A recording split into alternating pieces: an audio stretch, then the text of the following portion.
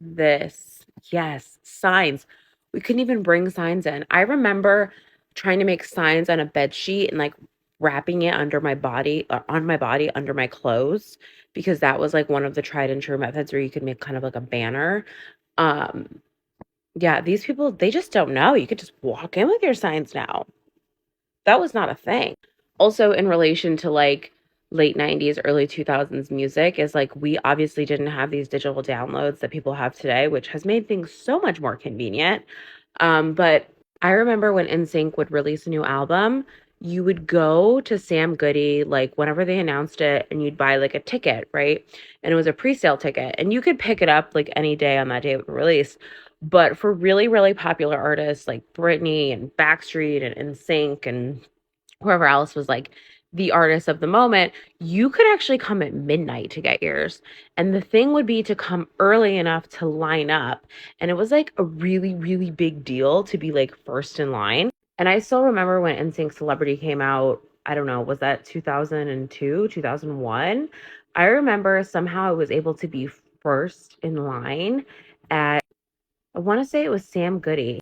That's irrelevant, but basically you would get your ticket, you'd line up, and I remember for that album that I was number one in line, and I just remember that I was there really, really earlier in the evening, like literally the same way that people line up now for like Harry Styles Pit was like we would line up for this album.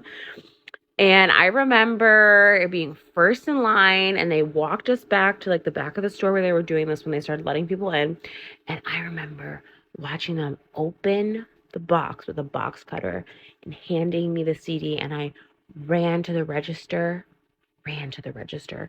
And my mom had a work car at the time that was like fancy because it was a work company car and it was a Ford Explorer, and I had one of those CD changers in the back, like in the back where you'd like open the trunk and the CD player was back there. If you know, you know.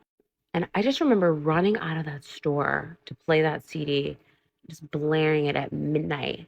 And I was in like, I don't know, seventh or eighth grade, blaring a CD at midnight. I mean, it was an iconic moment. It is a moment that you cannot get from digital downloads. You just can't. You just can't. And I know you can still buy a CD, but like I have a whole CD tower over there that is still filled with CDs and these booklets and the things. I know they still exist, but not like they used to. Not like they used to. This was a moment in time. Anyway, just millennial thoughts, I guess.